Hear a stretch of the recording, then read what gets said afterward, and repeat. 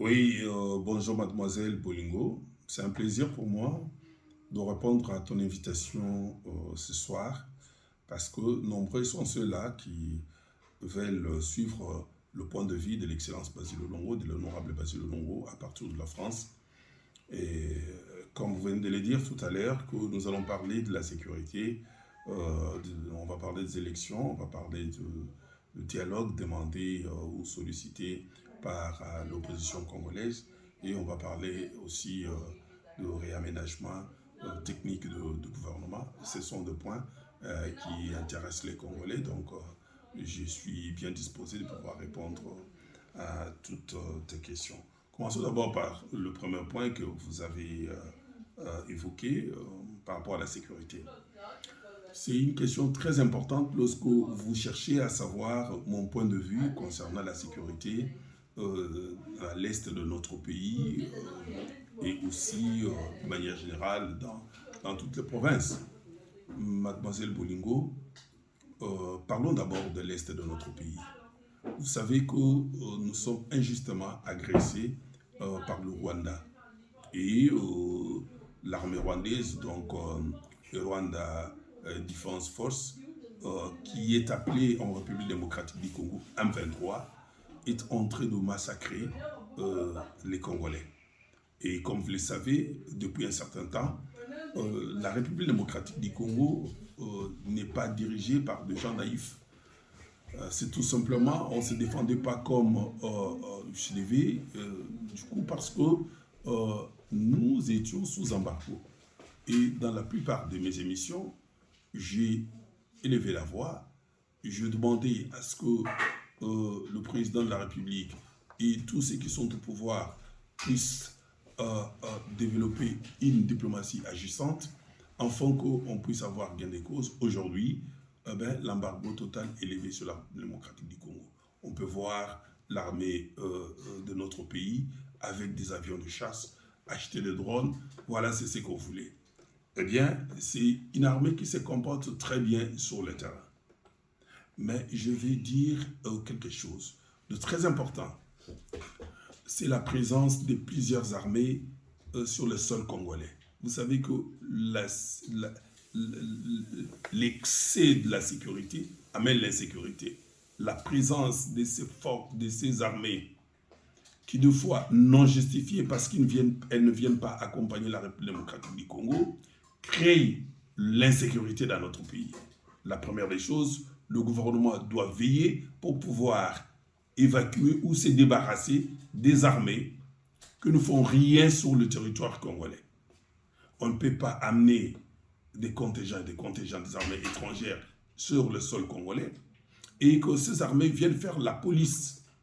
Et pourtant, nous avons une police dans notre pays. S'ils viennent combattre comme les Burundais, eh bien d'accord. Mais s'ils viennent en observateur pour ne rien faire, ça ne vaut pas la peine parce que ça crée et ça augmente l'insécurité. Deuxième chose, c'est par rapport à la situation à nos frontières. Macron était là, République démocratique du Congo, le président français. Le président Félix Antoine Tshisekedi l'a pris au mot pour dire que le Rwandais ne respecte pas les accords. Et aujourd'hui, les jours où nous tournons de cette émission aujourd'hui, eh ben, les M23, c'est-à-dire ces Rwandais-là, ont encore attaqué. Ils ont fait semblant de quitter les positions qu'ils occupaient jadis. Eh ben, or, c'était une façon de pouvoir nous faire du mal. Là, comme le président l'a dit, eh ben, attendons la réaction de Macron. Mais nous ne dépendons pas de Français. Nous ne dépendons pas des Américains ou personne d'autre. Nous-mêmes, nous devons nous défendre. C'est ici l'occasion de pouvoir attaquer davantage comme nous l'avons fait ces 3 derniers jours. Attaquer ces Rwandais, les chasser du sol congolais et les poursuivre jusqu'au dernier retranchement. On a tous les moyens possibles.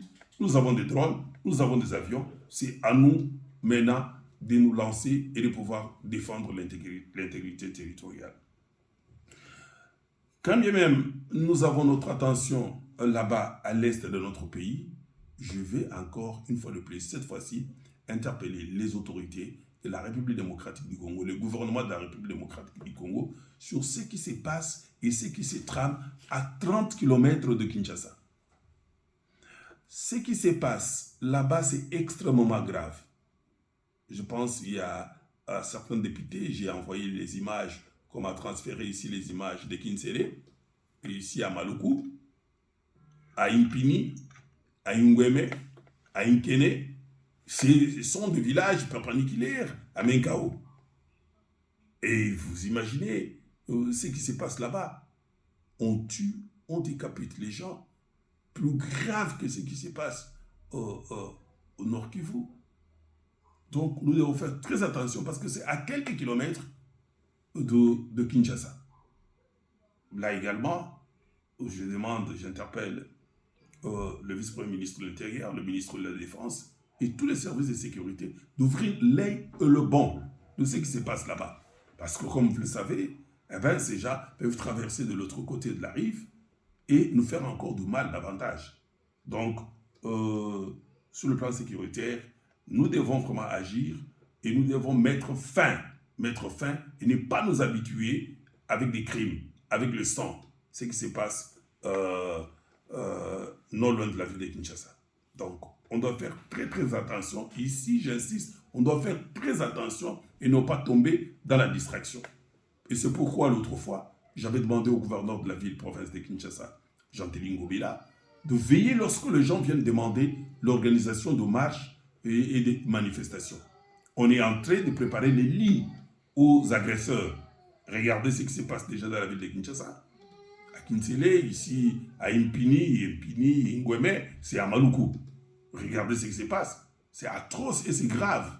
Donc, on doit agir et maintenant agir parce qu'il faut sauver ces vies humaines, les femmes qu'on est en train d'égorger et tout ça, les jeunes gens en train de décapiter et tous les services de l'État qui sont en train de fuir des GERSA, des GERCA et tous les services là qui sont en train de fuir. Je pense qu'ils font le rapport et nous devons examiner ces rapports pour mettre fin à ce qui se passe là-bas. Là, c'est ce que je pouvais dire sur l'aspect sécuritaire et que nos forces armées doivent utiliser maintenant tous les moyens qu'ils ont à leur disposition pour pouvoir pourchasser le Rwandais jusqu'au chez eux, là-bas, jusqu'au chez eux. Ils doivent quitter les sols congolais et permettre à notre population qui s'était déplacée en masse de pouvoir revenir dans notre pays. Par rapport à la question liée à l'enrôlement, oui, le processus électoral, il est en cours. C'est un processus, à le voir, il est irréversible pour le moment. L'enrôlement dans la première ère, c'est terminé. Et je vois qu'on doit organiser les élections. Mais à l'époque, ça fait 3 ans que j'étais en train d'évoquer le préalable pour l'organisation des bonnes élections. Les gens se moquaient de moi. Je parlais de l'aspect sécuritaire comme étant le tout premier préalable pour organiser les bonnes élections. Et les gens ne me comprenaient pas. Donc, aujourd'hui, les choses sont très avancées et je pense qu'on doit organiser les élections.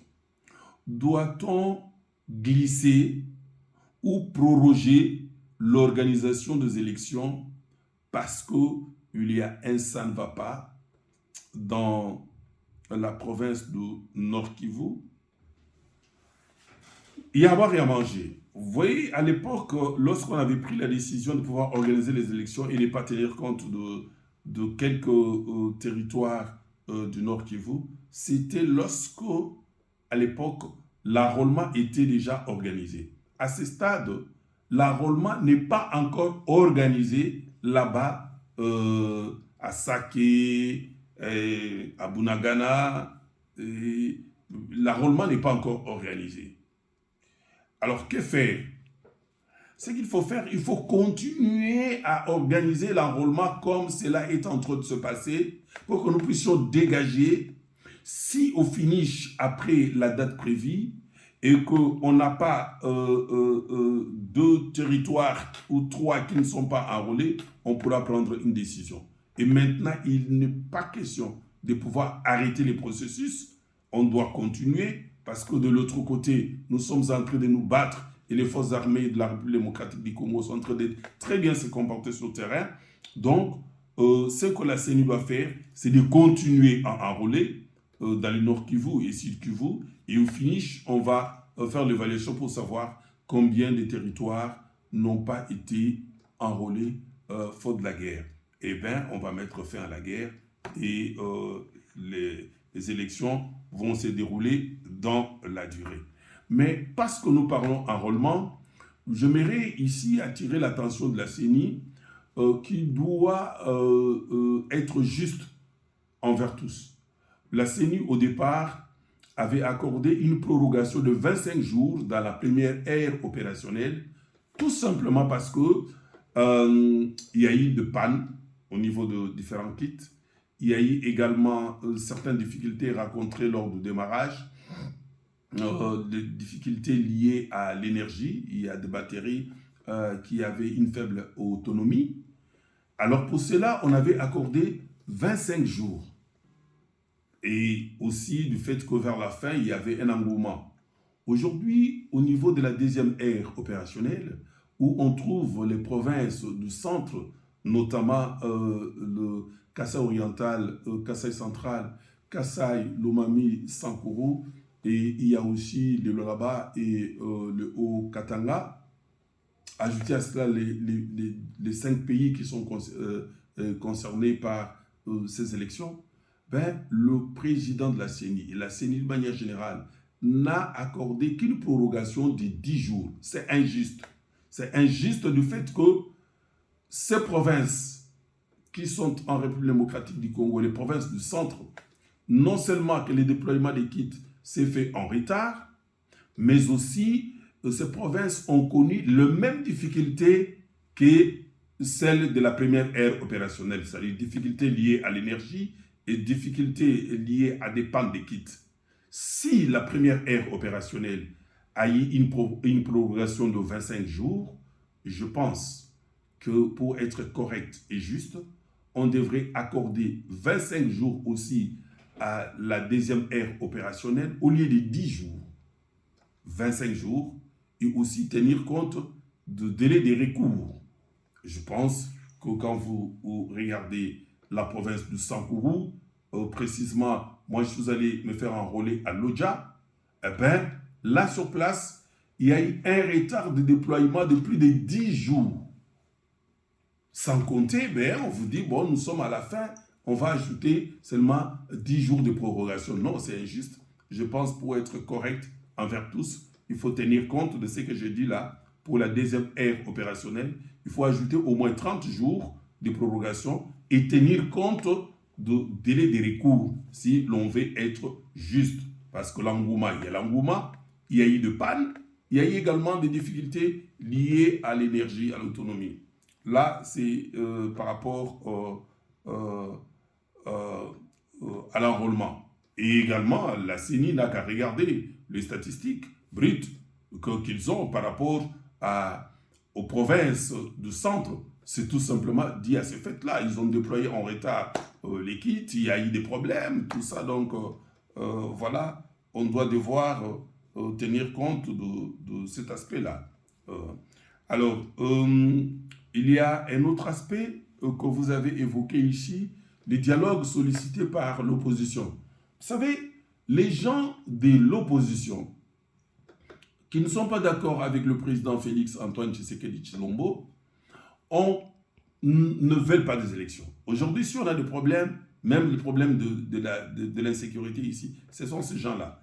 On leur avait dit à son temps de prendre des dispositions pour mettre en place les comités pour la sécurisation des élections. Ils étaient là, Premier ministre, parce que c'est le Premier ministre qui devrait le faire. Eh bien, ils ne l'ont pas fait. Aujourd'hui, je vous avais dit que c'était des gens qui étaient contre l'organisation des élections. Les gens n'avaient pas cru.